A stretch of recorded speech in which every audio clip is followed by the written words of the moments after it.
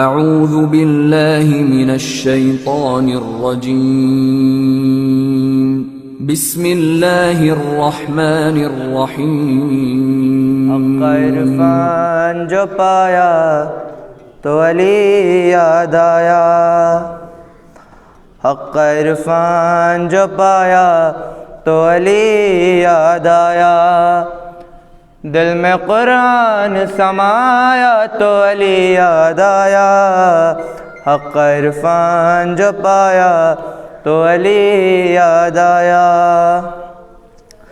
آدم و نوح پیمبر ہوں یا حضرت عیسیٰ، یونس و خضر ہوں الیاس کے حضرت موسیٰ، وقت ان پر بھی جب آیا تو علی یاد آیا، حق عرفان جو پایا تو علی یاد آیا۔ کہ گھر تھا اللہ کا موجود مکی کوئی نہ تھا، کوئی آئے گا یہاں یہ بھی یقین کوئی نہ تھا، درج و دیوار میں آیا تو علی یاد آیا، حق عرفان جو پایا تو علی یاد آیا۔ کہ سینکڑوں سورما تھے اور پہلوان ہزار، جو تھے خیبر میں سبھی یار مگر میرے یار، مرد کا ذکر جب آیا تو علی یاد آیا، حق عرفان جو پایا تو علی یاد آیا۔ کہ جسم کے ایک سے دو ٹکڑے برابر دیکھے، جسم کے ایک سے دو ٹکڑے برابر دیکھے، خون کی برسات ہوئی اڑتے ہوئے سر دیکھے، رن میں عباس جب آیا تو علی یاد آیا، حق عرفان جو پایا تو علی یاد آیا۔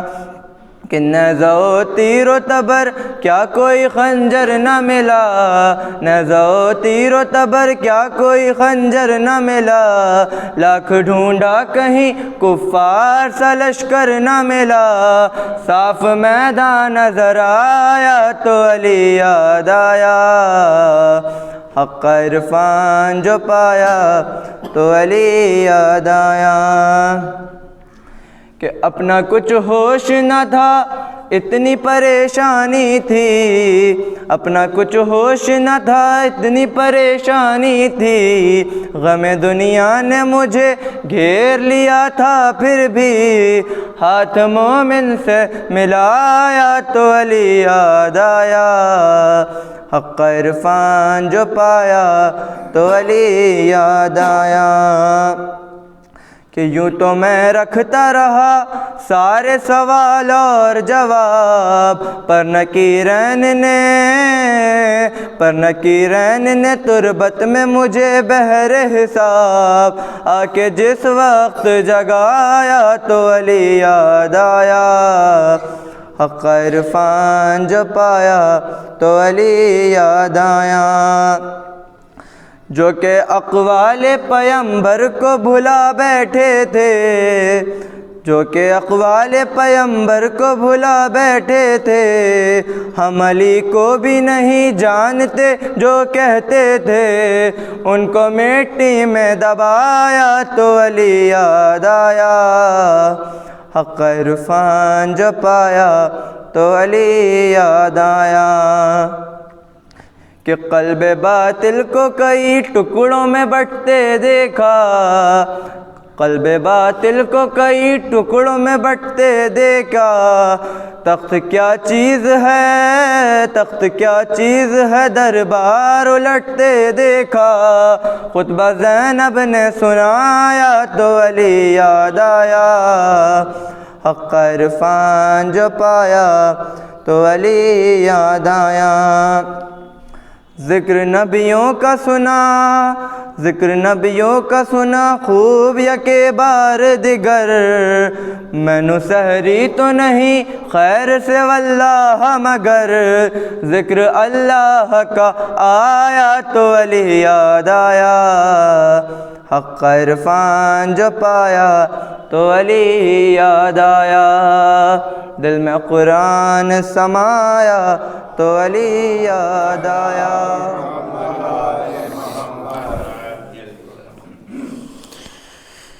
یا زہرا یا زہرا،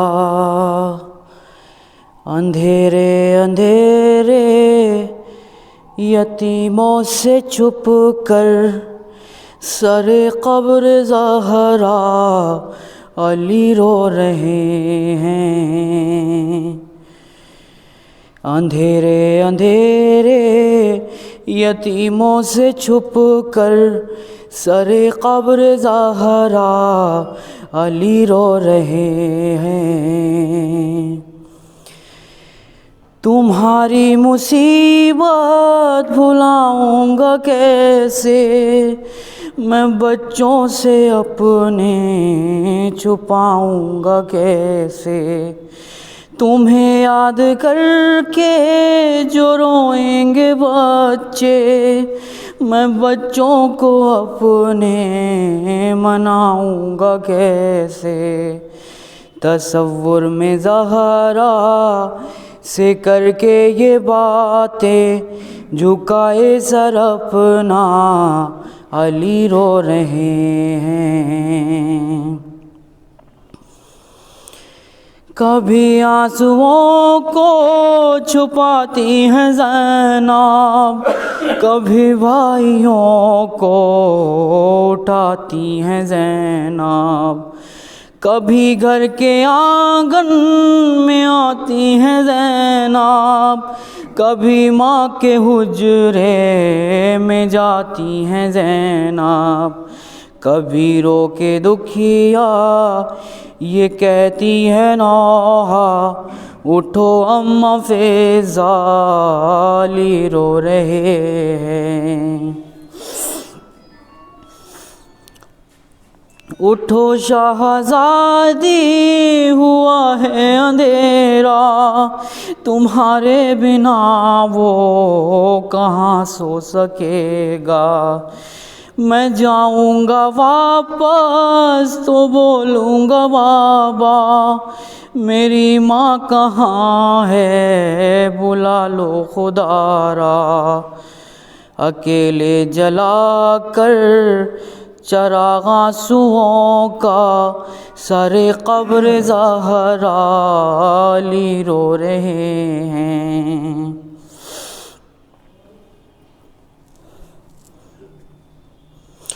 ہے شہر نبی میں سما کربلا کا، نہ کوئی تسلی نہ کوئی دلاسا، ترستے ہیں گھر میں یتیمان زہرا، کوئی آ کے دیتا نہیں ان کو پرسا، حسین و حسن کا کہیں پر ہے گریا، کہیں میرے مولا علی رو رہے ہیں۔ بسم اللہ۔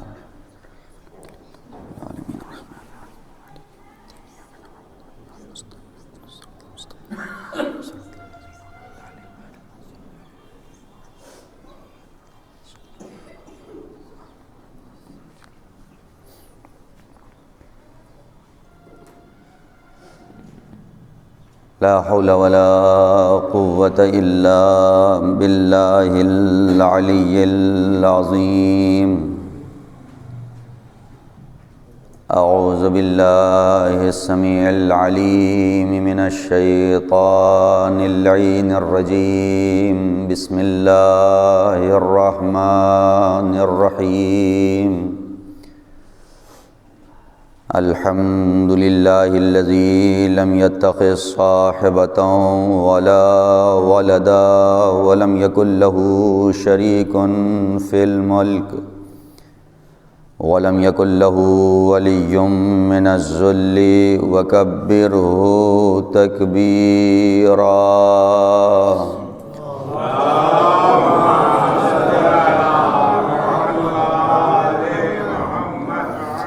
والصلاة والسلام والتحية والإكرام على الرسول النبي الأمي سيدنا ومولانا بالقاسم محمد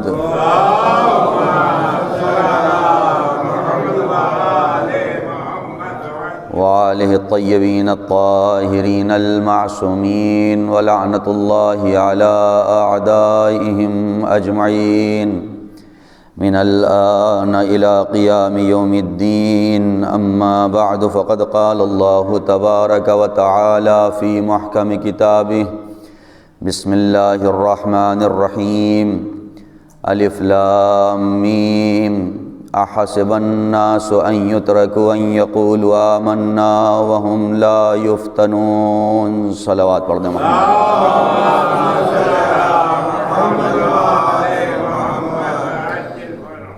ابتداء کلام میں گزارش ہے سورہ حمد اور سورہ اخلاص کی تلاوت فرما کر مرحومہ سجاد فاطمہ بنت ولایت حسین کی روح کو ایصال فرمائیں. بسم اللہ الرحمن الرحیم.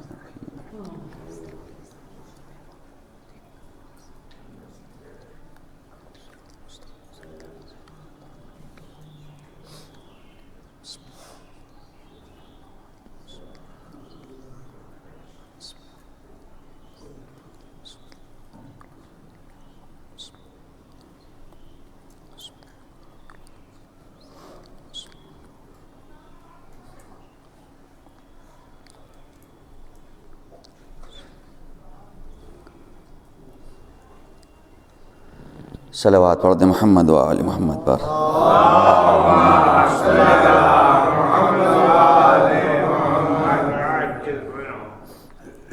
ایصال ثواب کی مجلس بعنوان برسی آپ حضرات کی خدمت میں کچھ باتیں عرض کرنی ہیں جو میرے لیے پہلے مفید ہوں، اور باقی آپ سب تو اہل مطالعہ ہیں، اور کچھ ایصال ثواب کا ذریعہ ہو جائے مرحومہ کے لیے اور تمام مرحومین کے لیے. نہایت ہی مشہور و معروف آیت ہے ان کے لیے جو مجالس میں شرکت کرتے ہیں اور جو مجلسیں سنتے ہیں. اس لیے کہ پہلی بات تو یہ کہ ہم سب قرآن سے اتنا دور ہیں کہ پہلے زمانے میں کہا یہ جاتا تھا قرآن سمجھ کے پڑھو. اب یہ گزارش کرنی پڑتی ہے کہ بھائی پڑھ لو.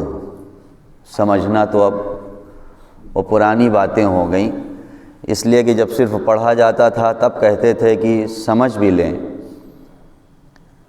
علامہ جوادی کا ایک جملہ یاد آتا ہے، وہ کہتے تھے کہ میرے پیچھے ایک صاحب نماز پڑھتے تھے.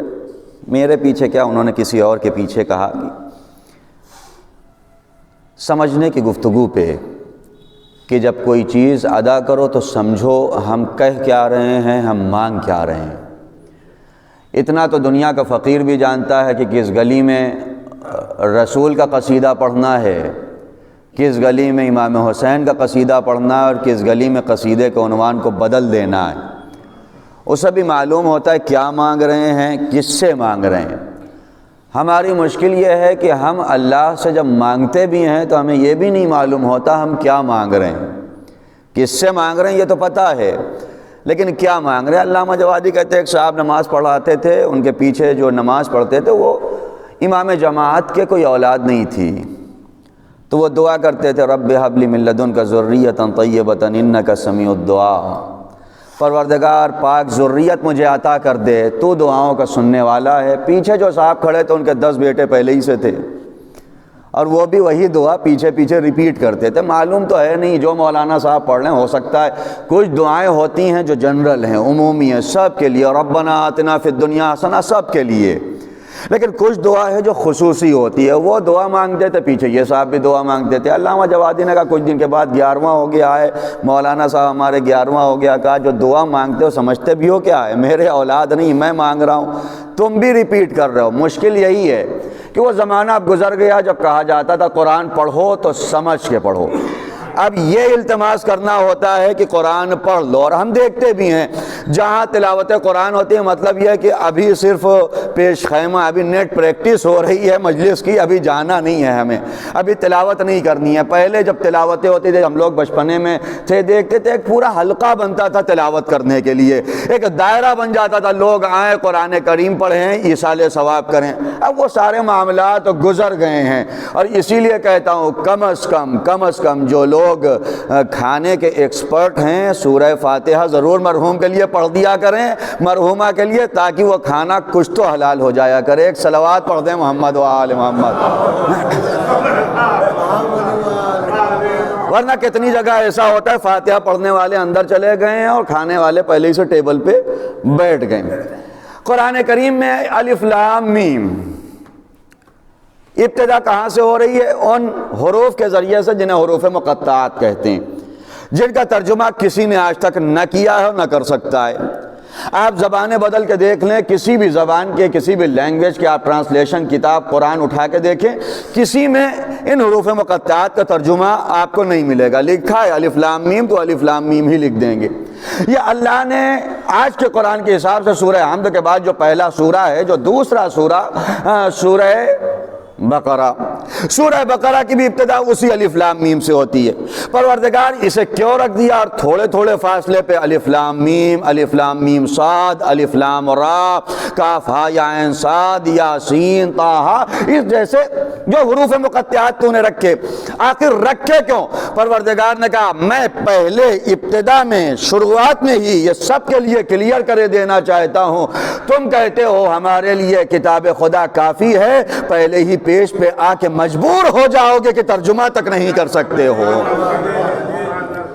جو یہ کہہ رہے ہیں کتاب خدا کافی ہے، پہلے ہی پیش پہ تم مجبور ہو جاؤ گے، ترجمہ نہیں کر سکتے ہو، اور الف لام میم کا ترجمہ الف لام میم لکھ کے بتاؤ گے، اس کا ترجمہ بھی وہی جانتے ہیں جنہوں نے وہاں سے علم سیکھا ہے۔ ایک صلوات پڑھ دیں محمد و آل محمد۔ اور ویسے بھی قرآن کریم پہ پروردگار کے نزدیک اگر کسی کا معیار ہے تو معیار قرآنی ہے۔ یہاں بجنور میں عرض نہ کروں گا تو کہاں عرض کروں گا، اور ویسے بھی میں ممبروں کو دیکھ کے اپنے الفاظ بدلتا نہیں ہوں، میرے جو آپ نے مجلسیں بھی سنی ہوں گی، ہر جگہ اسی طرح کی مجلسیں ہوتی ہیں۔ قرآن کے بنا اور قرآن کو چھوڑ کے کبھی بھی اللہ کے مقرب بندے ہو ہی نہیں سکتے۔ اللہ اور رسول کے نزدیک اگر قریب ہونا ہے تو قرآنی بننا پڑے گا، اگر قریب ہونا ہے تو قرآنی بننا پڑے گا۔ پیغمبر اسلام ایک کاروان کو روانہ کر رہے ہیں سیریا پہ۔ غزوہ اور سیریا کا فرق آپ کو معلوم ہے۔ غزوہ جہاں پیغمبر خود جاتے تھے، سیریا جہاں پیغمبر نہیں جا رہے ہیں۔ لوگوں نے پتا کہ علی جا رہے ہیں، معلوم ہوا علی بھی نہیں جا رہے ہیں، اب تو راستہ کلیئر ہے، رسول جا نہیں رہے، علی جا نہیں رہے۔ اس کا مطلب یہ کہ اب ہمارے چانسز ہیں، ہمیں لیڈر بنایا جا سکتا ہے۔ ایک جنگ میں تو لیڈر بن جائیں، ایک سیریے میں بھی تو ہمیں قافلے کا رہنما بنا کے بھیج دیا جائے، ایک جگہ پہ تو ہمیں کمانڈر بنا کے بھیج دیا جائے۔ سب آئے، یا رسول اللہ آپ سنا نہیں جا رہے ہیں، یہ جا رہا ہے جنگ پہ سیریا کے لیے۔ کہا نہیں میں تو نہیں جا رہا ہوں۔ علی بھی نہیں جا رہے ہیں۔ یا رسول اللہ پھر ہمارا کیا ہے، ہمارے بارے میں کچھ سوچا؟ رسول نے کہا ایسے نہیں، ہم کسی کے یہاں پارٹی بازی تو کرتے نہیں ہے کہ رشتہ داری دیکھ کے بھیج دیں، قرابت داری دیکھ کے بھیج دیں۔ ہمارے یہاں معیار ہے قرآن۔ قرآن کا سورہ آ کے سناؤ، ہم تمہیں کمانڈر بنا کے بھیج دیں گے۔ آؤ قرآن کا سورہ آ کے سناؤ۔ تاریخ نے پوری داستان کو لکھا، ایک صاحب آئے، وہ سارے نام تاریخ میں ہیں، جا کے آپ مطالعہ کریں، میں ناموں کو بیان کرنے والا نہیں ہوں۔ آئے، یا رسول اللہ میں سورہ سناؤں گا، سورہ والعصر، بسم اللہ الرحمن الرحیم شروع کیا، تھوڑا آگے جا کے بھٹک گئے، اس میں کتنا آگے جانا ہی تھا، لیکن اتنے میں بھی سورہ عصر میں بھٹک گئے۔ دیکھیں عرب کے تھے، عربی بولنا آتا تھا، لیکن عربی بولنا کمال نہیں ہے۔ بول تو کوئی بھی سکتا ہے، آپ دیکھتے ہیں آج بول بول کے حکومتیں بن جایا کرتی ہیں، بول بول کے اقتدار آ جاتا ہے۔ بولنا کمال نہیں، لوگ کہتے ہیں یہ بڑا اچھا بولنے والا ہے۔ بڑا اچھا بولنا کمال نہیں ہے، جو بولتا ہے وہ اچھی بات ہوتی ہے یا نہیں، کمال یہ ہے۔ اچھا تو کوئی بھی بول سکتا ہے۔ عربی بولنے والے تھے، لیکن بقول ایک ضیاء صاحب تھے ہمارے یہاں قاضی کی مسجد میں، وہ نماز پڑھایا کرتے تھے، وہ کہتے تھے کہ عربی بولنا کوئی کمال نہیں، عربی تو فلاں آدمی بھی بولتا، تو وہ نام لیتے تھے کہ عربی تو وہ بھی بولا کرتے تھے۔ آئے سورہ سنایا، تھوڑی دیر کے بعد بھٹک گئے۔ جیسے ہی بھٹکے رسول نے کہا سائیڈ ہٹو، تمہیں ہم لیڈر نہیں بنائیں گے۔ یا رسول اللہ کیوں؟ کہا جو ایک سورہ نہ سنا سکے اسے کمانڈر بنایا جائے گا تاکہ دنیا آگے چل کے لکھتی رہے رسول نے انہیں کمانڈر بنا کے بھیجا۔ ایک اور صاحب آئے، انہوں نے دوسرا چھوٹا سا سورہ کافرون لیا، وہ بھی صحیح سے سنا نہ پایا، رسول نے کہا سائڈ ہٹو۔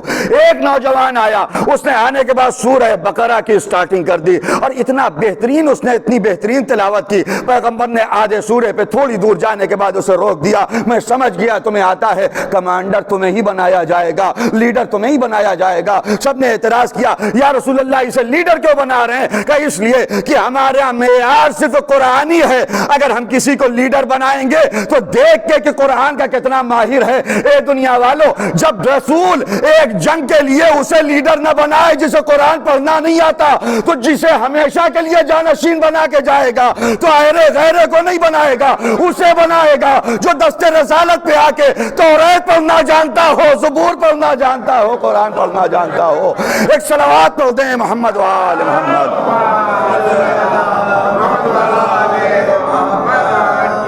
اس لیے کہ معیار ہے قرآنی، شریعت کی نگاہ میں ایک معیار ہے قرآن۔ کتنا میں آتا ہے قرآن پڑھنا؟ ہم تلاوت کرتے ہیں یعنی وہ بات کی بات، کتنا آتا ہے پڑھنا؟ ہمارے بچے تو اب اس راستے پہ جاتے ہی نہیں، ہم لوگ تو الگ راستوں پہ چلنے والے۔ کیا ہوتا ہے قرآن پڑھ کے ہوگا کیا؟ دیکھیں ایک بات، دوسروں کے خلاف پروٹیسٹ کر لینا آسان ہے۔ کوئی قرآن کے خلاف بولے، کوئی رسول کے خلاف بولے، پروٹیسٹ کر لینا آسان ہے۔ آپ آواز بلند کیجئے، احتجاج کیجئے، اچھی چیز ہے، میں برائی نہیں کر رہا ہوں، لیکن یہ آسان ہے۔ لیکن ایک بات سمجھ لیں، ہر بستی میں، ہر جگہ پہ آپ نے دیکھا ہوگا، اگر کسی ملکیت کا کوئی وارث نہیں ہوتا تو لوگ اس جگہ پہ کوڑے پھینکنے لگتے ہیں۔ اگر کسی زمین کا کوئی وارث نہیں ہوتا، پرسان حال نہیں ہوتا، تو اس زمین کو گندگیوں کا انبار بنا دیا جاتا ہے۔ گندگی ڈالنے والوں کی غلطیاں بھی ہیں، لیکن اس سے بڑی غلطی اس کی ہے جس نے اپنی ملکیت کو پلٹ کے پوچھا نہیں ہے، جو پرسان حال نہیں ہے اپنی زمینوں کا، اپنی جائیداد کا، اپنی ملکیت کا۔ جب کوئی پرسان حال نہیں ہوتا، سب اس پہ گندگی ڈالتے ہیں، سب اس پہ حملہ کرتے ہیں، قبضے بھی ہو جائیں گے، گندگیاں بھی ڈالی جائیں گی۔ لیکن اگر کوئی رہنے والا ہے، کسی کے گھر میں کوئی کوڑا نہیں پھینک سکتا۔ اگر کوئی آباد زمین ہے، وہاں گندگی نہیں ڈالی جا سکتی ہے۔ بس وہی معاملہ قرآن کا بھی ہے۔ اگر قرآن کو ہم نے اپنی زندگی میں اتار لیا ہوتا، اگر قرآن کو ہم بچائے ہوتے، اگر رسالت کے سیرت کو ہم نے اپنے کردار میں اتار لیا ہوتا، کائنات کی ہمت نہ ہوتی کہ آ کے ان کے خلاف آواز بلند کر سکے۔ آواز جو بلند کرنے والے ہیں ان کی غلطی اپنی جگہ، پہلے ہم خود دیکھیں ہم نے کتنا قرآنی کردار اپنا بنایا ہے۔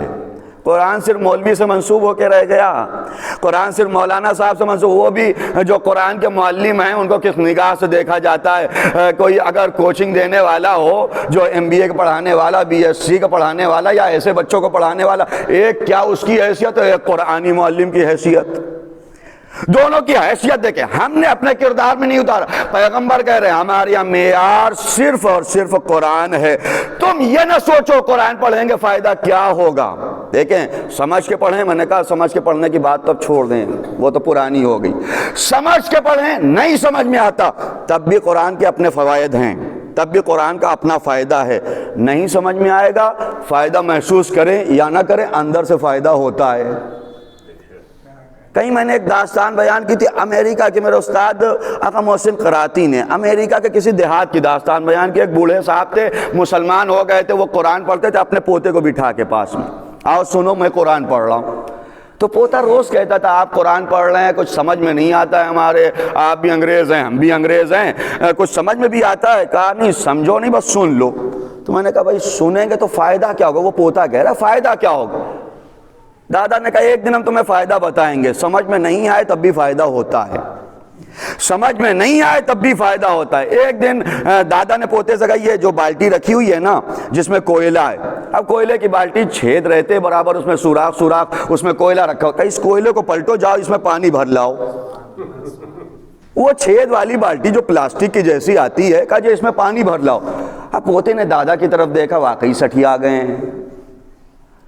اس میں پانی بھروا رہے، اس میں پانی بھرے گا کہ نہیں جاؤ بھر لاؤ۔ اچھا پوتا بھی متی تھا، آج کے بچے متی نہیں ہوتے ویسے۔ پوتا اتنا اطاعت والا تو ٹھیک ہے دادا آپ کہہ رہے، لیکن سمجھ لیں اس میں پانی نہیں آئے گا، بغور سنیں گے جو نتیجہ ہے پانی آئے گا نہیں۔ کہا جاؤ پاس میں ندی بہ رہی پانی لے آؤ، وہ دوڑتا ہوا گیا ندی سے پانی بھرا لے کے واپس آیا، یہاں پہنچا ساری بالٹی خالی۔ کہا دادا بالٹی خالی ہو گئی، میں نے پہلے ہی کہا تھا نا چھید والی بالٹی میں تھوڑی آتا ہے پانی، بالٹی اچھی ہونی چاہیے، بہتر ہونی چاہیے، تبھی تو پانی آئے گا۔ معیوب چیزوں میں یہ چیزیں جمع نہیں ہو سکتی ہیں، ظرف اچھا ہونا چاہیے۔ کہا نہیں بیٹے جاؤ پھر بھر کے لے آؤ۔ اس نے کہا دادا یہ تو آپ ضد کر رہے ہیں، نہیں جاؤ بھر لاؤ۔ موتی تھا چلا گیا، پھر بھر کے لایا، پانی بچا ہی نہیں۔ دادا اب نہیں جائیں گے، تیسری مرتبہ چلے جاؤ، آخری بار تم سے کہہ رہا ہوں۔ پوتا پھر گیا، جا کے نہر سے اس نے پانی بھرا، بھر کے دوڑتا ہوا آیا، یہاں پہنچا پانی ختم ہو گیا تھا۔ دادا اب نہ کہنا اس میں پانی نہیں آ سکتا ہے، کیوں؟ اس لیے کہ جس میں سوراخ ہو اس میں کوئی بات نہیں آتی، کوئی چیزیں نہیں آتی، ظرف اچھا ہونا چاہیے۔ دادا نے کہا پانی تو نہیں آیا لیکن غور سے دیکھو کچھ چینجنگ تو آئی ہوگی، کچھ بدلاؤ تو آیا ہوگا، کچھ تبدیلی تو آئی ہوگی۔ اب جو پوتے نے غور سے دیکھا کہا ہاں دادا پانی تو نہیں آیا لیکن جو کوئلے کے سیاہ اثرات تھے 3 مرتبہ بھرنے سے وہ سیاہ اثرات ختم ہو گئے ہیں۔ کہ بس یہی فائدہ ہے، قرآن سنتے رہو، مجلسوں میں آتے رہو، اگر سمجھ میں نہ بھی آئے گا تو جو دل میں حسد ہے، جو دل میں کینہ ہے، جو دل میں بغض ہے، یہ ساری سیاہی کم سے کم دور ہو جائے گی۔ ایک صلوات پڑھ دیں محمد وآل محمد۔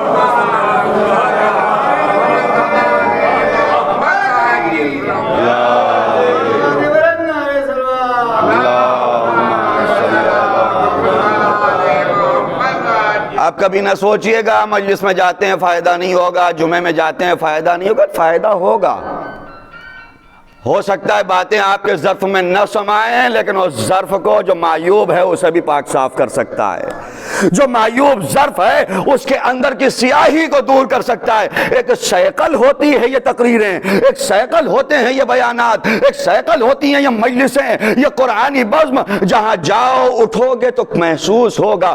ہاں ہر انسان کے لیے وہ ریچارج الگ ہوتا ہے، کسی کے لیے 10 منٹ کا ریچارج رہتا ہے، 10 منٹ تک اچھا بنا رہے گا، کوئی آدھے گھنٹے کا رہے گا، کوئی 1 دن، کوئی 2 دن۔ اسی لیے تو ہر ہفتے بلایا گیا ہے، کم سے کم 1 ہفتے میں 1 بار آؤ تو جمعے کی تقریر سننے کے لیے، آؤ تو خطبات جمعہ سننے کے لیے۔ کہا ہی یہ گیا ہے کہ وہاں پہ جو امام جماعت ہے وہ تقویٰ کی تلقین کرے۔ یہ کیوں تقویٰ کی تلقین ہو رہی ہے؟ تاکہ 1 ہفتے میں جو گندگی آ گئی ہے اگر ظرف اچھا بھی نہیں ہے تو اسے صاف تو کر دیا جائے۔ ایک صلوات پڑھ دیں محمد وآل محمد۔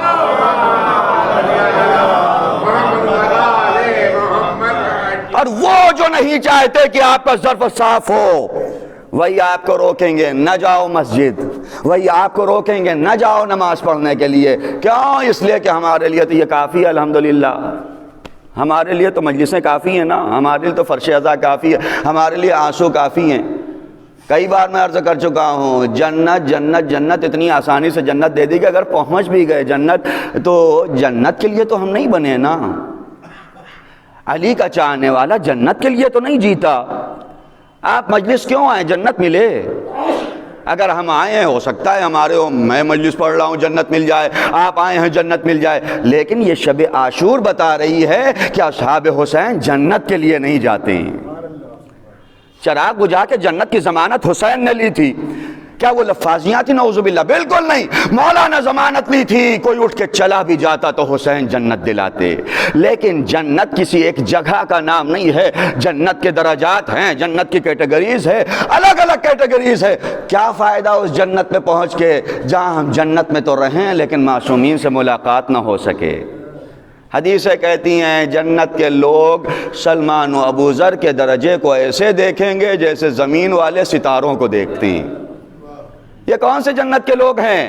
یہ بالکل ادنا درجے، وہ ٹرین جیسا ہے، اگر ہم کو جنرل بوگی میں ڈال دیا گیا، ایسی فرسٹ کلاس میں معصومین ہیں، فائدہ کیا ویسی جنت کا جہاں معصومین سے ملاقات نہ ہو سکے؟ ارے انہی ملاقات کے لیے تو ہم وطن چھوڑ دیتے ہیں، ہم پیسے خرچ کر دیتے ہیں، ہم خطرات مول لیتے ہیں تاکہ ذریع تک پہنچ جائیں۔ جب ذریع کے لیے سارے خطرات مول لیتے جہاں خود مولا سے ملاقات کرنی ہے، اگر وہاں بھی ہو جائے نہ ملیں گے تو فائدہ. ہم جنت کے لیے نہیں جیتے ہیں, جنت تو مل ہی جائے گی انشاءاللہ, لیکن ہمیں وہ جگہ چاہیے جو جوار معصومین ہو, وہ جگہ چاہیے آنکھیں کھلے تو علی کی زیارت ہو, آنکھیں کھلے تو رسول کی زیارت ہو, محسوس تو ہو کہ ہم ان کے پڑوس پہ زندگی گزار رہے ہیں, ہم جنت کے لیے نہیں ہیں. اسی لیے کبھی جنت کی خواہش میں کسی جگہ نہ جانا, مرضی کے لیے جانا, جنت خود قدموں میں آ جائے گی. ایک صلوات پڑھ دیں محمد و آل محمد. معیار ہے قرآن, قرآن سے ہٹ کے کوئی معیار نہیں ہے. اہل بیت کی نگاہ میں معیار وہی قرآن, معصومین کی نگاہ میں معیار وہی قرآن. پروردگار نے بھی کہا ہے کہ یہی قرآن ہے, یہی رہے گا. دنیا والے آئیں, اعتراض کریں, کچھ دنوں کے بعد وہ ختم ہو جائیں گے, لیکن میرا قرآن رہے گا. اس لیے کہ پروردگار نے ضمانت, انا نحن نزلنا الذکر وانا لہ لحافظون, ہم نے قرآن کو نازل کیا, ہم ہی حفاظت کریں گے. کتنی مرتبہ قرآن بدلنے کی کوشش ہوئی. روز ولادت امام حسن عسکری علیہ السلام ابھی گزرا ہے.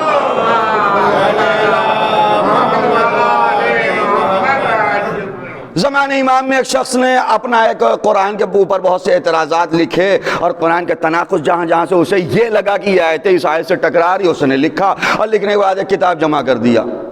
امام عسکری نے اپنے صحابی کو بھیجا, ان کے ساتھ رہو, ان کے شاگرد بنو, کچھ دن ان سے دوستی کرو, اس کے بعد ان سے جب بہت نزدیکی ہو جائے تو ایک دن یہ کہنا کوئی ضروری ہے جو تم سمجھ رہے ہو اللہ نے وہی کہنا چاہا ہو.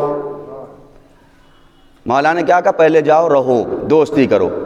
آج کے زمانے میں اگر ہم کسی کے پاس بھی ایسے جا کے اٹھنے بیٹھنے لگیں تو لوگ کیا کہیں گے, مولانا صاحب ان کے پاس بیٹھتے ہیں, مولانا صاحب ان کے فنکشن میں چلے گئے, مولانا صاحب ان کے یہاں دعوت میں چلے گئے, مولانا صاحب ان کے یہاں چلے گئے. آج تو دنیا تو مولانا تو بالکل ٹارگٹ ہے, سافٹ ٹارگٹ, بالکل ٹارگٹ. مولانا وہاں چلے گئے, مولانا ان کے یہاں چلے گئے, مولانا وہاں چلے گئے. یہ نہ دیکھو کون کہاں جا رہا ہے. اچھا ہوا کہ اس زمانے میں واٹس ایپ نہیں تھا, ورنہ مولا علی کے دربار کی فوٹو لگا دیتے کہ آپ کو یہ کہہ رہے ہیں اور خود وہاں مسائل حل کر رہے ہیں. یہ نہ دیکھو کون کہاں ہے, بلکہ دیکھو اگر گیا تو کیا لے کے آیا, اپنا دین انہیں دیا ہے یا ان کے دین کو لے کے خود چلے آئے ہیں. معیار کہیں جانا نہیں ہے, معیار ان کا کردار ہوتا ہے. اگر دین بیچ کے آ گئے تو غلط ہے, اگر اپنے مقصد کو حل کر کے آئے تو اس سے بہتر کچھ نہیں ہے. ایک صلوات پڑھ دیں محمد و آل محمد.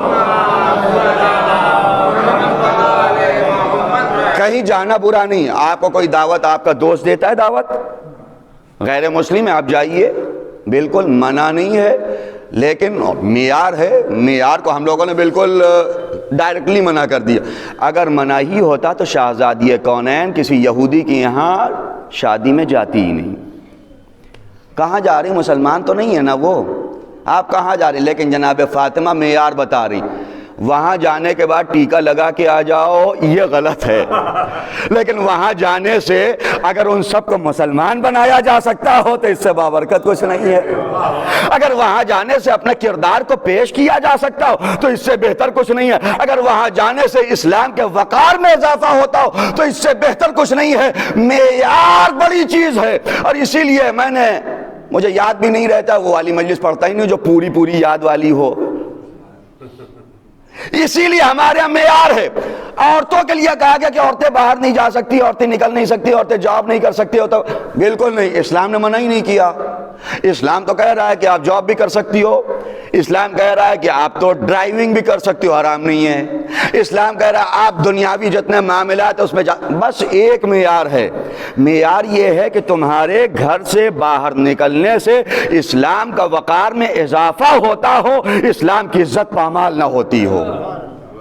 اس معیار کے ساتھ نکلو. ہم نے تاریخ میں دونوں طرح کا دیکھا, کوئی نکلی تو اسلام کے وقار کو مجروح کر کے چلی آئی, کوئی زینب نکلی تو کوفہ و شام کے بازار میں دین بھی بچا لیا, شریعت بھی بچا لی. ایک صلوات پڑھ دیں محمد و آل محمد. اور پھر دونوں میں فرق بھی رہتا ہے. اگر اسلام کے وقار کو مجروح کرنے کے لیے جاؤ گی تو جانور بھونکیں گے, اگر اسلام کے وقار کو بچانے کے لیے جاؤ گی ایک اشارہ کرو کہ اونٹ خاموش ہو جائیں گے, گھوڑے خاموش ہو جائیں گے, گلے میں بندھی ہوئی گھنٹیاں بھی خاموش ہو کے بتائیں گی زینب کس لیے آئی ہے. معیار الگ چیز ہے. ہم یہ دیکھیں معیار کیا ہے. کیا کہا امام حسن اس کی؟ جاؤ دوستی کرو. سال 2 سال وہ وہاں رہا ہوگا. سال 2 سال اگر کہیں جا کے ایسے آدمی کی شاگردی آج کر لی جائے نا تو پورا بدنام ہو جائے گا. گروپ پہ چل جائے گا کہ دیکھ رہے ہو بڑے مومن بنتے تھے امام صادق کے، امام عسکری کے صحابی تھے، کہاں ہیں، کس کے پاس شاگردی کر رہے ہیں. لیکن مولا نے کہا تم دیکھو معیار کیا ہے. 1 سال گزارنے کے بعد اس صحابی نے فوراً وہی جملہ کہا کہ یہ جو تم نے کتاب لکھی ہے کبھی تم نے یہ نہیں سوچا کہ ہو سکتا ہے متکلم نے کچھ اور کہنا چاہا ہو، تم کچھ اور سمجھ رہے ہو. جیسے ہی یہ کہا اس نے فوراً کہا کیا کہا، پھر سے کہو. کہا جو آپ نے کتاب لکھی ہے تناقض قرآن کے بارے میں، ہو سکتا ہے جس کا قرآن ہے، جس کی کتاب ہے، اس نے کچھ اور کہنا چاہا، آپ کچھ اور سمجھ رہے ہو. اس نے کہا کہاں سے سیکھ کے آئے ہو، یہ تمہارا جملہ تو نہیں ہے. کہا نہیں بس ایسے ہی ذہن میں آ گیا. کہا سال بھر سے تم کو دیکھ رہے ہیں، تمہارا ذہن اتنا بڑا نہیں، ہماری شاگردی کر رہے ہو، تمہارے ذہن میں نہیں آ سکتا. کس نے کہا؟ کہا میرے مولا امام حسن عسکری علیہ السلام.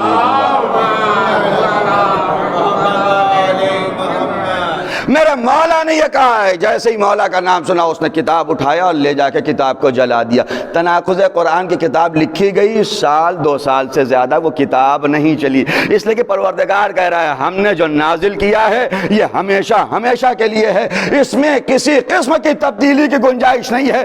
تم جب لکھو گے تو تبدیل ہو جائے گی. آج 3-4 مہینے کے بعد، 4 مہینے 3 مہینے پہلے 26 آیتیں نکالی تھیں. یہ 26 آیتیں صحیح نہیں ہیں، باقی قرآن صحیح ہے. کہا یہی تھا نا.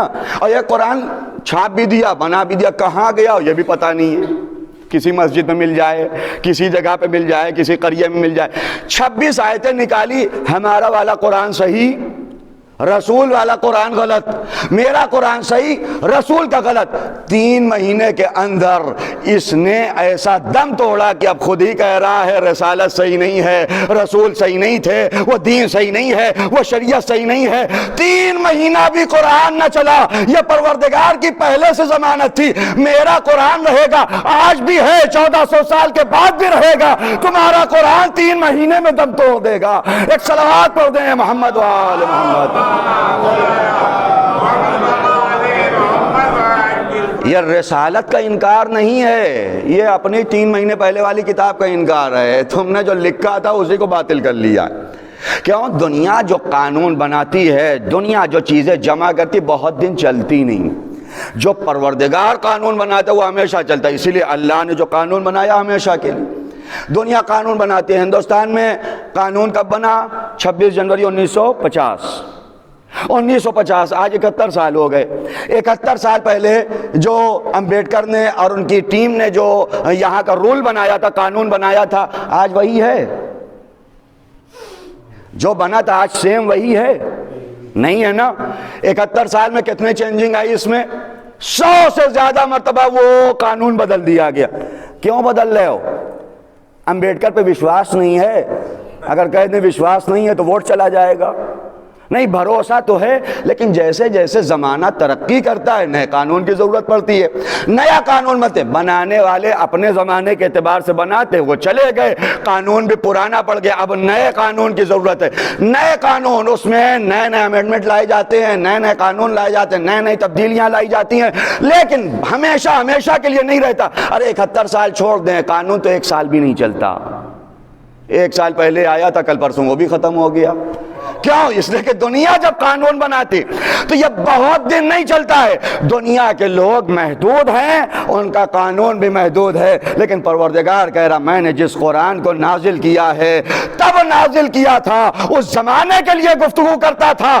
آج پڑھو گے تو لگے گا کہ آج کے دور کے لیے گفتگو کر رہا ہے. ایک اور صلوات پڑھ دیں محمد و آل محمد.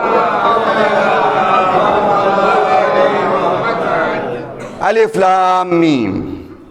احسب الناس ان يتركوا ان يقولوا آمنا وهم لا يفتنون. کیا لوگوں نے یہ گمان کر رکھا ہے کہ ہم نے ان کو پیدا کر کے ایسے ہی چھوڑ دیا، بس کہہ دیں ہم ایمان لے آئے، ان کا امتحان نہیں ہوگا؟ بالکل استفہام انکاریت نہیں، بالکل غلط گمان ہے تمہارا. سب کا امتحان ہوگا. ہم نے تم سے پہلے والوں کا بھی امتحان لیا ہے. یہ ایک سنت پروردگار ہے. ہم سب کا امتحان لیں گے، اور کہاں کہاں سے امتحان ہوگا سوچ بھی نہیں سکتے ہو.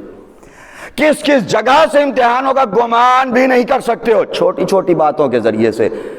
मौलाना साहब आपका इम्तिहान होगा मजलिस के ज़रिए से, मजलिस पढ़ते हो, सोच रहे हो, इबादत कर रहे हैं, इसी इबादत के ज़रिए से तुम्हारा इम्तिहान होगा। क्यों कर रहे हो, किसके लिए कर रहे हो, माहौल देख के बदल जाते हो, अफराद देख के बदल जाते हो, सामीन को देख के बदल जाते हो, कहाँ किस में ज़्यादा वाह वाह होगी वो वाला पढ़ते हो, कहाँ किस में नारे लगेंगे वो वाला पढ़ते हो। ये भी तुम्हारा एक इम्तिहान है। जिस जगह पढ़ रहे हो सामीन का इम्तिहान होगा, क्यों जा रहे हो, देख के जाते हो, अपना मौलवी पढ़ रहा है, अपनी अंजुमन मातम कर रही है, अपना इमाम बाड़ा है तो चलेंगे, अपने रिश्तेदार हैं तो चलेंगे, उनके यहाँ ना जाएंगे, सबका इम्तिहान है। इबादतों के ज़रिए से इम्तिहान लिया जाता है, हमारा इबादतों के ज़रिए से इम्तिहान लिया जाता है। एक एक ज़िंदगी, एक एक मरहला, एक एक रुख हमारा इम्तिहान है। हम इम्तिहान यही समझते हमारा कोई गुजर गया, इम्तिहान नहीं, इम्तिहान के वो रुख हैं जिसका हम तसव्वुर भी नहीं कर सकते। अल्लाह किस मोड़ के ज़रिए से हमारा इम्तिहान ले सकता है, परवरदिगार किस पॉइंट के ज़रिए से इम्तिहान ले सकता है, अल्लाह कहाँ कहाँ इम्तिहान ले सकता है हमारा। तुम सबका इम्तिहान। हम तुम्हें पैसा दे के इम्तिहान लेंगे, हम तुमसे पैसा छीन के इम्तिहान लेंगे, हम तुम्हें औलाद दे के इम्तिहान लेंगे, हम तुमसे औलाद ले के इम्तिहान लेंगे, हम तुम्हें हुकूमत दे के इम्तिहान लेंगे, हम तुमसे हुकूमतें छीन के इम्तिहान लेंगे, हम तुम्हें तुम्हारे घर की नेमतें दे के इम्तिहान लेंगे, हम कभी नेमतें छीन के इम्तिहान लेंगे। अब देखते हैं कौन कामयाब होता है, अब देखते हैं कौन सुरखरू होता है। अभी गुफ्तगू हो ही रही थी कि जिंदगी सिर्फ सीधे नहीं चलती, अगर सीधे ज़िंदगी चलेगी तो मुश्किल हो जाएगा, इंसान को मज़ा भी नहीं मिलेगा जब तक नशेब व फराज ना हो ज़िंदगी में, जब तक मोड़ ना हो। सीधे हाईवे पे अगर किसी को बिठा दिया जाए गाड़ी चलाने को, नींद आने लगेगी, वो सोने लगेगा। क्यों? इसलिए कि स्टीयरिंग अगर नहीं घुमाना है, अगर क्लच का इस्तेमाल नहीं है, अगर गियर का इस्तेमाल नहीं है, अगर ब्रेक का इस्तेमाल नहीं है, इंसान परेशान हो जाएगा। लेकिन जो मोड़ वाले रास्ते होते हैं, जो ब्रेकर वाले रास्ते होते हैं, जो खतरनाक पेचोखम वाले रास्ते होते हैं, इंसान वहां सोता नहीं है। और बराबर यह कहा जाता है, देखो होशियार, देखो खबरदार, आगे मोड़ है, आगे खतरनाक मोड़ है, संभल के जाना, तुम्हारा एक्सीडेंट हो सकता है। परवरदिगार ने भी यही कहा, हम तुम्हारा इम्तिहान लेंगे, लेकिन हर इम्तिहान से पहले हम तुम्हें खबरदार भी करेंगे। हम तुम्हें असल मरहले पे खबरदार ना करेंगे, हम तुम्हें पहले से रोकेंगे। वरना जब जाके घर में जमा हो जाओ, नामहरम के लिए मना किया गया एक जगह इकट्ठा ना हो, लेकिन अल्लाह ने पहले से रोका। इकट्ठा होने की बात की है, परवरदिगार तुम्हारी आंखों से पहले से रोक रहा है। कई बार मैं इस जुमले को अर्ज कर चुका हूँ, आंखों के इशारों को रोक रहा है अल्लाह। कहा हम तुम्हारे यहां से पहले रोक रहे हैं, और चूंकि यह नेमत बड़ी है इसलिए हम इस पे पहले पहरा लगा रहे हैं। यही आंख, परवरदिगार ने सारी नेमतें हमें दी, अल्लाह ने कहां से रोका? आंख, एक आंख है, बड़ी नेमत है। अल्लाह ने सर पे बाल दिया, हमारे पेशानी पे बाल है? नहीं है। क्यों? ताकि तुम्हारी आंख जख्मी ना हो, तुम्हारी आंखों को परेशानी ना हो। हम एक नेमत की हिफाजत कर रहे हैं, तुम्हारी पेशानी पे बाल ना रखेंगे। अब कोई आदमी इतना बड़ा रख के आगे रख ले तो अलग मसला है, परवरदिगार ने पेशानी पे बाल नहीं रखे ताकि तुम्हारी आंखों को तकलीफ ना हो। इसके बाद अल्लाह ने जो पेशानी भी करार दी, पेशानी उभरी हुई रखी ताकि आंख पे डायरेक्ट नूर ना पड़े। पेशानी के दरमियान खुतूत करार दिए ताकि पसीने आए तो इधर उधर चले जाएं, डायरेक्ट तुम्हारी आंखों में ना जाए। इसके बाद अल्लाह ने यहाँ पे एक अबरू को रखा ताकि इस अबरू के जरिए से वो पसीना और रोशनी तुम्हारी आंखों में डायरेक्ट न पहुंचे। परवरदिगार ने आंख के ऊपर पलक करार दिया ताकि आंखों की हिफाजत हो। पलक के ऊपर मुश्कान पलक को करार दिया ताकि आंख बचे। आंखों को भी ये बादामी शक्ल का बनाया ताकि आराम से सुरमा लगाओ, आराम से गंदगी निकाल लो। इतनी ज्यादा हिफाजत के बाद अल्लाह सिर्फ एक बात कह रहा है, इन आंखों को गलत रास्ते में इस्तेमाल न करना। हमने एक नेमत के लिए इतने प्रोटेक्शन करार दिए, चाह क्या रहे हैं? गलत रास्ते पे इस्तेमाल न करना। परवरदिगार देखने से क्या होता है, नामहरम के साथ वो अमल कभी कभी होता है, उसमें गुनाह है, ये पहले से क्यों रोक रहा है? परवरदिगार यही कहेगा, नहीं, बेहतरीन गवर्नमेंट वही होती है जो खतरे को पहले से बता दे। देखो आगे पेचो खम है, आगे मोड़ है, आगे ढलान है, आगे ऊंचाई है, पहले से बता दिया जाए। वरना तुम यूसुफ नहीं हो कि अपने दामन को बचा लो, ورنہ تم یوسف نہیں ہو کہ اپنے دامن کو بچا لو، بلکہ جناب یوسف نے بھی وہاں پہ یہی کہا تھا اگر اللہ کی مدد نہ ہوتی تو میں اپنے آپ کو بچا نہ پاتا۔ ایک صلوات پڑھ دیں محمد و آل محمد۔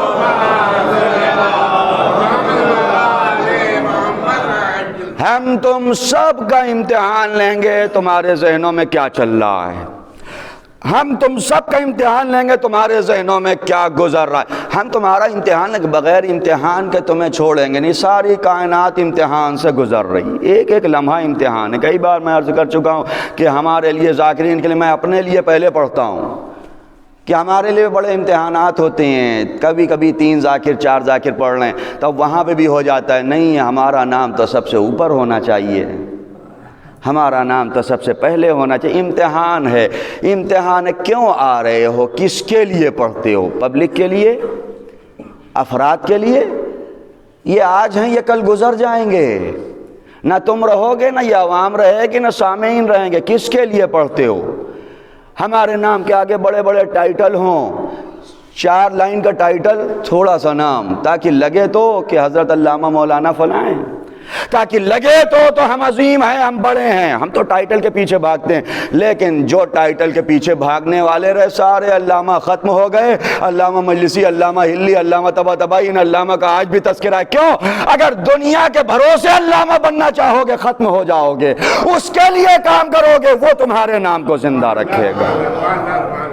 اپنے لقب کو بچاؤ نہیں، کون ہے یہ لقب بچا سکتے ہیں؟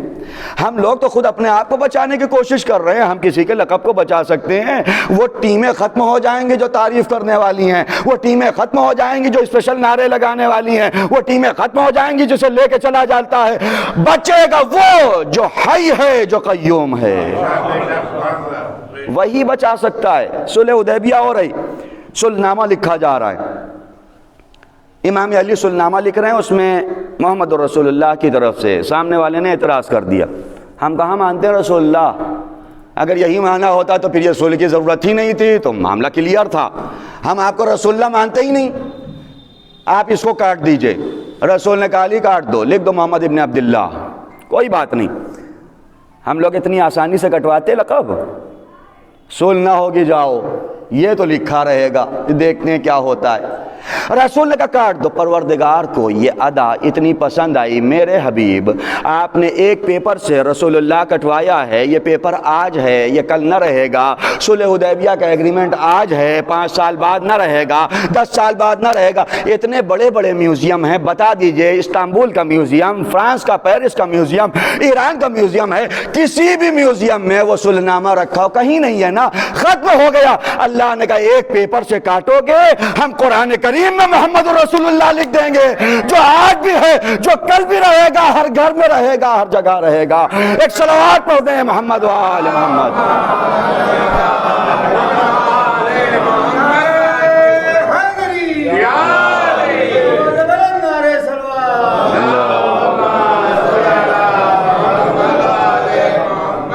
وہ ایک پیپر ختم ہو جانے والا تھا، آپ نے ایک جگہ سے کاٹا، ہم لکھ دیں گے، دنیا آپ کو ختم کرنے کی کوشش کرے گی، خود ہی ختم ہو جائے گی۔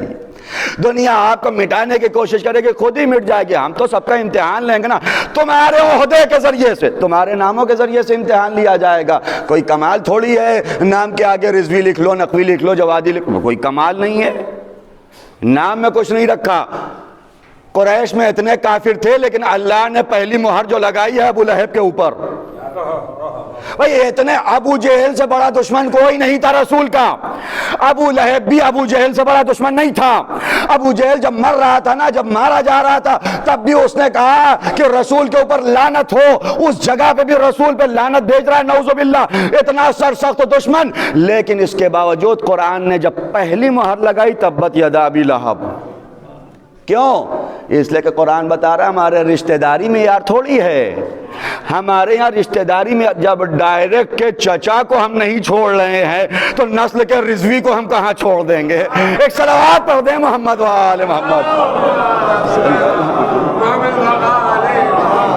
اتنی نسل میں آنے کے بعد اب وہ فخر کر رہا ہے، بھائی ہماری کون سے فخر کی بات ہے؟ ان اکرمکم عند اللہ اتقاکم، ہمارے یہاں نام معیار نہیں ہے، ہمارے یہاں کردار معیار ہے، نام بالکل نہیں، نام آپ کا کچھ بھی ہو۔ کربلا کی تاریخ کہتی ہے کہ 2 بھائی تھے، ایک کا نام تھا عمرو یا بغیر واو کے، اور ایک کا نام تھا علی۔ 2 بھائی، علی یزیدی لشکر میں، جا کے تاریخ پڑھ لیں، عمرو ابن قرظہ انصاری، علی ابن قرظہ انصاری، جس کا نام تھا علی وہ یزیدی لشکر میں، جس کا نام تھا عمرو وہ حسینی لشکر میں۔ وہ مارا گیا، عمرو شہید ہو گئے، دونوں کے جنازے ساتھ میں پڑے ہیں۔ امام حسین نے کہا دیکھ لو، اگر علی ادھر والا ہو جائے تو نام فائدہ نہیں پہنچاتا، اگر عمرو ادھر والا ہو جائے تو شہید ہو جاتا ہے۔ نام سے کچھ نہیں ہوتا ہے، تم نام کچھ بھی رکھ لو، اگر کردار برا ہے تو سیدھے ٹارگٹ اسی کو کیا جائے گا۔ ایک صلوات پڑھ دیں محمد و آل محمد۔ یہ بھی پروردگار کا ایک امتحان، ہم امتحان لیں گے۔ تم کہاں سے آ رہے ہو، کس کس راستے سے، سب پروردگار امتحان لے رہا ہے۔ تم جس کے مقابلے پہ آئے ہو نا، ہم رسالت کے خلاف بولیں گے کوئی بات نہیں، بولو، تمہاری اپنی ذمہ داری اگر سمجھ رہے ہو، تمہارا کام ہے ختم کرنا، ہمارا کام ہے بچانا۔ تم ختم کر کے دیکھ لو، ہم بچا کے دیکھ لیں، پھر دیکھتے ہیں کون بچتا ہے۔ اس لیے کہ ہم نے تو تاریخ پہلے ہی کلیئر کر دی ہے۔ زمانے بنی امیہ تھا، حاکم شام کا زمانہ، اس نے کیا کہا تھا، ہم علی کو مٹا دیں گے، ہم نام علی ختم کر دیں گے، تو پہلے سے چلا آ رہا ہے، ہم نام علی مٹا دیں گے، ہم نام علی ختم کر دیں گے، مکے میں علی نہ رہے گا، مدینے میں علی نہ رہے گا، حجاز میں علی نہ رہے گا، ہم کہیں بھی علی برداشت نہیں کر سکتے۔ کچھ سال کے بعد تم دیکھو گے، حاکم شام کہتا تھا، کچھ سال کے بعد تم دیکھو گے علی نام بھی ڈھونڈتے نہ ملے گا۔ امام سجاد جب حاکم کے دربار میں قیدی ہو کے پہنچے، حاکم کے دربار میں جب قیدی ہو کے پہنچے، حاکم نے دیکھا یہ کون ہے، چائنی سے پوچھیں کیا نام ہے آپ کا، امام نے کہا علی ابن الحسین۔ جس کو مکے میں علی برداشت نہ تھا، علی چلتے ہوئے اس کے دربار تک آ گیا۔ جو علی کو مکے مدینے حجاز سے ختم کرنا چاہتا تھا، شام میں علی دیکھ رہا ہے، کیا نام ہے، علی ابن الحسین۔ اچھا علی نام ہے، کتنی تکلیف ہوئی ہوگی، آج تو سمجھ سکتے ہیں علی سے بغض رکھنے والے، کتنی تکلیف ہوئی ہوگی۔ اچھا آپ کے ایک اور بھائی تھے جو کربلا میں شہید ہوئے، ان کا کیا نام تھا، امام نے کہا علی اکبر۔ ایک علی برداشت نہیں تھا، 2 علی سننے کو مل گئے۔ ایک کو حسین ہاتھوں پہ لے کے آئے تھے مقتل میں، اس کا کیا نام تھا، امام نے کہا علی اصغر۔ ایک مرتبہ اپنے تخت سے کھڑا ہو کہ تمہارے باپ کو کوئی اور نام نہیں ملا، پہلے کا علی، دوسرے کا علی، تیسرے کا علی، کہا خدا کی قسم حاکم شام، تم کہہ رہے تھے نام علی مٹائیں گے، میرے بابا نے کہا تھا اگر اللہ 1000 بیٹے دے تو ہزاروں کا نام علی رکھوں گا، اور پھر تاریخ میں دیکھ لینا تیرے نام والے نہ ملیں گے، علی ہر جگہ مل جائے گا۔ ایک صلوات پڑھ دیں محمد و آل محمد۔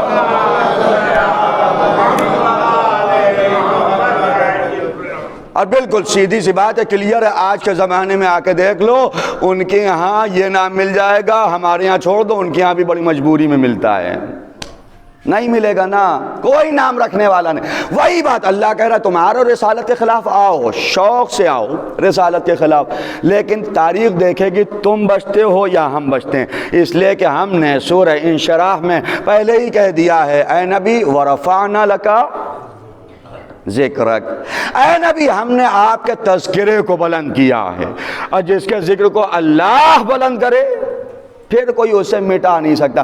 ہم نے ذکر کو بلند کیا ہے، تمہارا نام لیوا کوئی نہ ہوگا، لیکن میرے حبیب کا نام ہر بز میں ہوگا، ہر بستی میں ہوگا، ہر جگہ پہ ہوگا، اور ایسی بلندی ہوگی جیسے ہی نام محمد لیا جائے گا لوگ صلوات پڑھ کے بتائیں گے کہ ذکر بلند ہے۔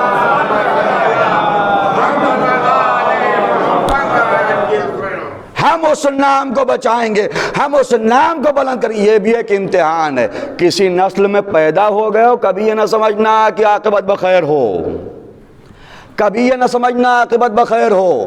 صرف نام عاقبت بخیری کی دلیل نہیں ہے، صرف خاندان عاقبت بخیری کی دلیل نہیں ہے۔ ہم نے تو معصومین کے خاندان میں کیسے کیسے لوگوں کو دیکھا ہے، ہم نے تو حضرت نوح کے بیٹے کی داستان دیکھی ہے، ہم نے تو حضرت آدم کے بیٹے کی داستان دیکھی ہے، ہم نے تو معصومین کی یہاں بھی دیکھا ہے، 6 امام کے مقابلے میں آنے والے، 7ویں امام کے مقابلے میں آنے والے، 12ویں امام 11ویں امام کے مقابلے میں آنے، ہم نے تو ایسے لوگوں کو دیکھا ہے۔ بہک سکتے ہیں، خاندان ضمانت نہیں ہوتا عاقبت بخیری کی۔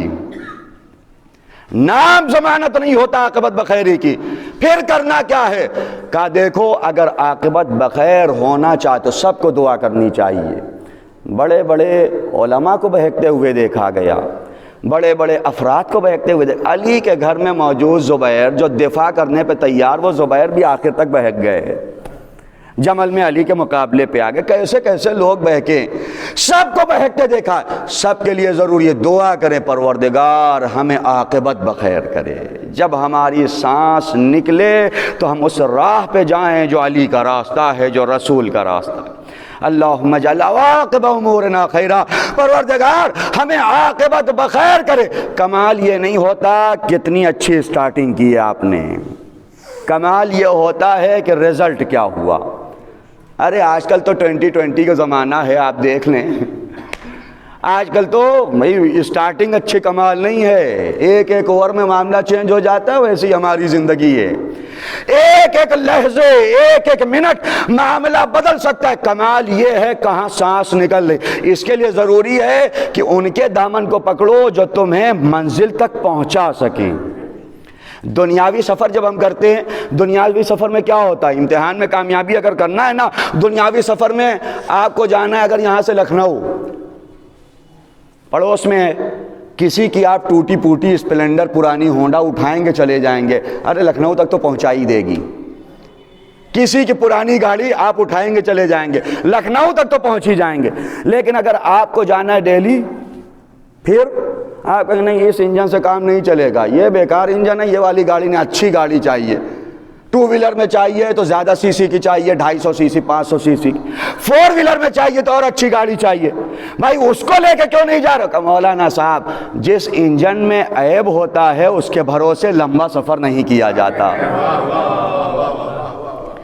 جس انجن میں عیب ہوتا ہے اس کے بھروسے لمبے سفر نہیں کیے جاتے۔ سفر جتنا بڑا ہے اتنے غیر معیوب انجن کی تلاش ہوتی ہے، اتنے غیر معیوب سواری کی تلاش ہوتی ہے، جتنا بڑا سفر ہو۔ اسی لیے تو رسول نے کہا تھا یہ والا سفر سب سے لمبا ہے، ہم وہ والی کشتی دیں گے جس میں کوئی عیب نہیں ہے، جس میں کوئی کمی نہیں ہے۔ دنیا کی عیبدار کشتیوں پہ تھوڑی سوار کر دیں گے، عیبدار کشتیوں پہ بیٹھو گے پانی بھر جائے گا، ڈوب جاؤ گے۔ ہم وہ کشتی دیں گے جسے اہل بیت کی کشتی کہا جاتا ہے، ہم وہ کشتی دیں گے جو بہترین کشتی، جس پہ بیٹھ جاؤ تو تمہیں منزل تک پہنچائے گی۔ اسی لیے ہمارے یہاں معصوم ہونا شرط ہے، ہم غیر معصوم کو امام مانتے ہی نہیں ہیں۔ اگر معصوم ہوگا تو وہاں تک ہمیں لے جا کے پہنچائے گا، غیر معصوم خود کو بچا نہیں سکتا، امت کیا بچائے گا؟ ایک اور صلوات پڑھ دیں محمد وآل محمد۔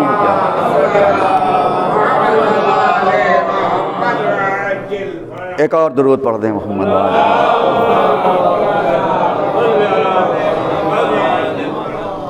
ہم تم سب کا امتحان لیں گے۔ اذان کتنے بجے؟ اول وقت اذان ہے 11:48 پہ تک، 11:52 پہ۔ ایک صلوات پڑھ دیں محمد وآل محمد۔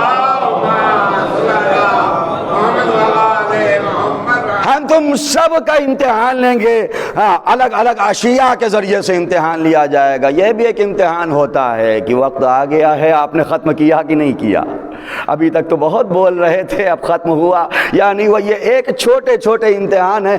کیسے؟ اس لیے کہ جو باتیں پہنچا رہے ہو کہ مولانا صاحب کیسے 20 سے کٹ کرتے، کٹ کر دو۔ جب اذان کے لیے خطبہ سید سجاد رک سکتا ہے تو پھر ہم کیا ہیں؟ جب امام کی زبان اتنی دیر کے لیے رک سکتی ہے، وہ احتراماً یا کچھ بھی ہو، مقصد پہنچانے کے لیے، تبلیغ کے لیے، جب وہ رک سکتے ہیں تو ہم کیا ہیں؟ پروردگار الگ الگ اشیاء کے ذریعے سے امتحان لیتے۔ تم کیسے امتحان دے رہے ہو؟ عمل وہ نہیں ہے کہ جو ایک عمل ہو جائے کولہو کے بیل کی طرح بس وہی کرتے رہو۔ عمل حالات کے اعتبار سے دیکھا جاتا ہے۔ دیکھو وہ علی جو رات بھر نماز شب پڑھنے والا ہے، اگر رسول کہیں سو تو یہ نہ کہے گا نہیں ابھی نماز شب نہیں پڑھی ہے، ابھی تو عادت ہے 12 بجے کے بعد تو نماز شروع کریں گے، یا رسول اللہ اس کے بعد سو جائیں گے پھر دیکھا جائے گا، ہماری تو عادت پڑی ہے۔ نہیں، علی کہہ رہے ہیں عادت کچھ نہیں ہوتی۔ اگر رسالت کہہ رہی تھی جاگو تو جاگ رہے تھے، وہ کہہ رہی ہے سو تو سو جائیں گے۔ ہمارے یہاں تو بالکل اطاعت ہے، ہم عمل کو اطاعت کی صورت میں دیکھتے ہیں۔ ہمارے عمل کو یہ نہیں کہ بس اتنا طے کر لیا ہے تو یہی کریں گے، اللہ اس کے ذریعے سے بھی امتحان لیتے. تسبیح ہمیں پڑھنا ہے 500 تسبیح, تشییع جنازہ مومن کی اور ہی جائیں گے نہیں اس لیے کہ بھی 200 تسبیح بچی ہے. نہیں, یہ عمل نہیں ہے. عمل وہ ہے جس میں دیکھو پروردگار کہتا کیا ہے. ایک صلوات پڑھ دیں محمد والے.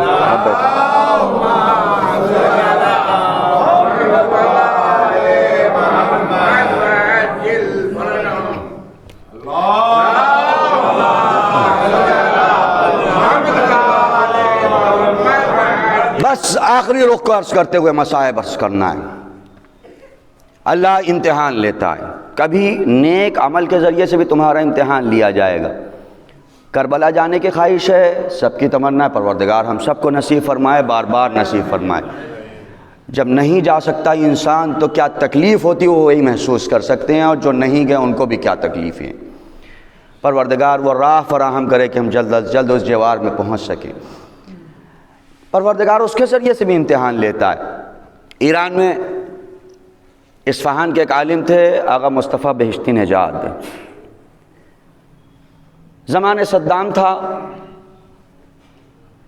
ذاکر ہیں ایک آغا ہدایق, انہوں نے اس داستان کو بیان کیا, میں نے ان سے سنا ہے.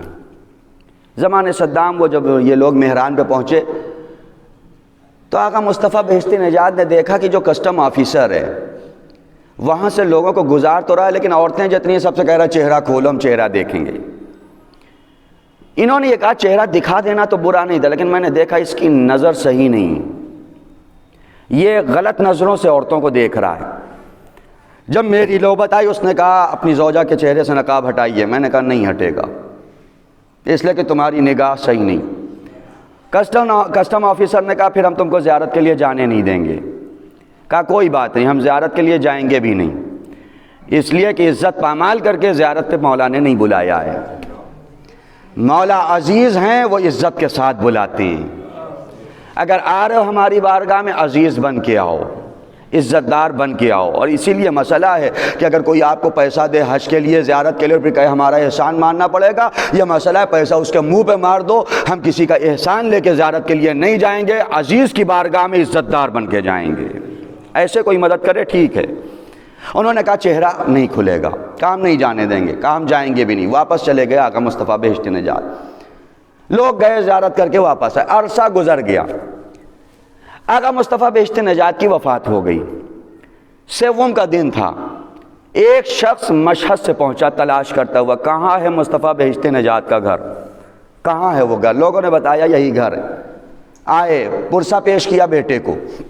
پرسہ پیش کرنے کے ساتھ بیٹے سے کہا یہ بتائیے کہ آپ کے بابا کا انتقال دوشنبے کو ہوا ہے. کہاں آپ کون؟ کہا میں مشہد سے آیا ہوں. کہا آپ کو کیسے پتہ چلا؟ کہا یہ بتائیے دوشنبے کو ہوا ہے نا؟ کہا ہاں. کہا رات کے 2:05 تھے؟ انہوں نے کہا ہاں 2:05 تھے. آقا مصطفیٰ بہشتی نژاد 2:05 پہ دنیا سے گئے. یہ مشہد سے آنے والا جو عالم تھا اس نے کہا اللہ اکبر. بیٹے نے سوال کیا آپ کو کیسے معلوم؟ کہا میں مشہد میں تھا, میں نے خواب میں دیکھا مولا کے حرم میں گیا ہوں, امام رضا کے حرم میں. ابھی میں داخل ہونا چاہتا تھا, میں نے دیکھا مولا زری سے باہر آ رہے ہیں. میں نے کہا مولا آپ کی زیارت کے لیے آئے ہوں, آپ کہاں جا رہے ہیں؟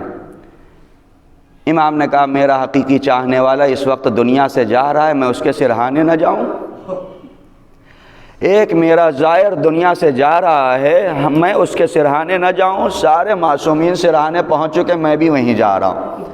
میں نے کہا کون ہے؟ کہا مصطفیٰ بہشتی نژاد ہے اصفہان میں. میں نے گھڑی دیکھی اسی خواب میں 2:05 تھے. میں نے کہا پتہ نہیں شاید خواب میں تلاش کرتے ہوئے یہاں آیا. یہ بتائیے آخر وجہ کیا تھی کہ امام اپنی زری چھوڑ کے آپ کے بابا کے لیے آ رہے ہیں؟ انہوں نے کہا بس وجہ وہی تھی کہ میرا بابا زیارت پہ نہیں گیا لیکن اپنے گھر کی عزت بچائے رکھی. مولا آواز دے رہے ہیں دیکھو ناموس کی عزت اتنی بڑی ہوتی ہے کہ اگر تم بچاؤ گے نا, ہم آئیں گے تمہاری زیارت کے لیے, ہم آئیں گے تمہارے وقت آخر, ہم تمہاری مدد کے لیے آئیں گے. اس لیے کہ ہم سے بہتر کون جانتا ہے اس عزت کو, ہم سے بہتر کون جانتا ہے ناموس کو. عجب نہیں سید سجاد آواز دیں, اگر میری زبان سے الشام الشام الشام کی آواز بھی سنو گے تو وجہ وہی رہے گی. اسی لیے جب منہال نے سوال کیا تھا مولا شہادت آپ کے گھر کی میراث ہے, منہال صحیح کہا, شہادت میراث ہے, سے، لیکن ماں بہنوں کا بیر دامن عام میں آ جانا۔ شکمل اللہ، معصومین نے آنسو بہائے ہیں، معصومین نے گریہ کیا ہے۔ ہائے وہ منظر، ہائے وہ مرحلہ، کون سمجھ سکتا ہے امام سجاد کی مصیبت کو؟ کون سمجھ سکتا ہے اس بیٹے کے مصائب کو؟ ساری عمر حسین پہ روئے ہیں، ساری عمر مولا پہ گریہ کیا ہے۔ گریہ بھی عجیب ہوتا تھا، تاریخ کہتی ہے جب قصاب کے بازار سے گزرتے تھے، قصاب اپنے کٹے ہوئے جانوروں پہ پردہ ڈال دیتے تھے، کہیں مولا کی نگاہ نہ پڑ جائے، لیکن اگر کبھی کوئی پردہ نہ ڈال پائے مولا قریب جاتے تھے۔ ایک قصاب اپنے ہاتھوں سے ذبح کیا ہے، ہاں مولا اپنے ہاتھ سے ذبح کیا ہے۔ یہ بتاؤ ذبح کرنے سے پہلے پانی تو دیا ہوگا، ذبح کرنے سے پہلے دانا تو دیا ہوگا۔ مولا ہم جانوروں کو بھوکا پیاسا ذبح نہیں کرتے۔ جیسے امام یہ سنتے تھے کربلا کی طرف رخ کر کے کہتے تھے ہائے قصاب بھی جانوروں کو بھوکا پیاسا ذبح نہ کریں، لیکن میرا بابا 3 دن کا بھوکا پیاسا پشت گردن سے ذبح کر دیا گیا۔ شکمل اللہ۔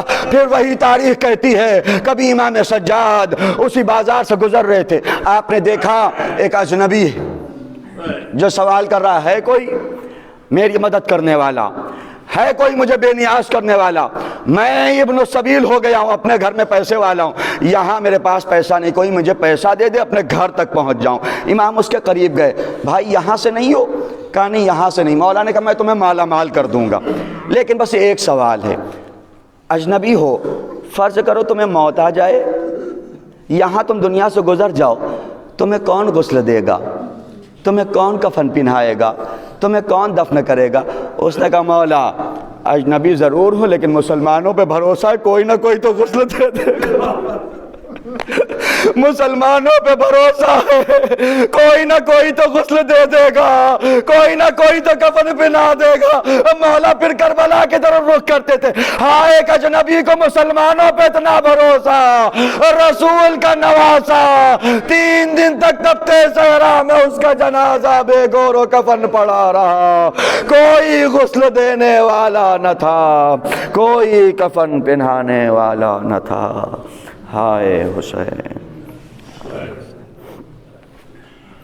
وَسَيَعْلَمُ الَّذِينَ ظَلَمُوا أَيَّ مُنقَلَبٍ يَنقَلِبُونَ إِنَّا لِلَّهِ وَإِنَّا إِلَيْهِ رَاجِعُونَ رِضًا بِقَضَائِهِ وَتَسْلِيمًا لِأَمْرِهِ۔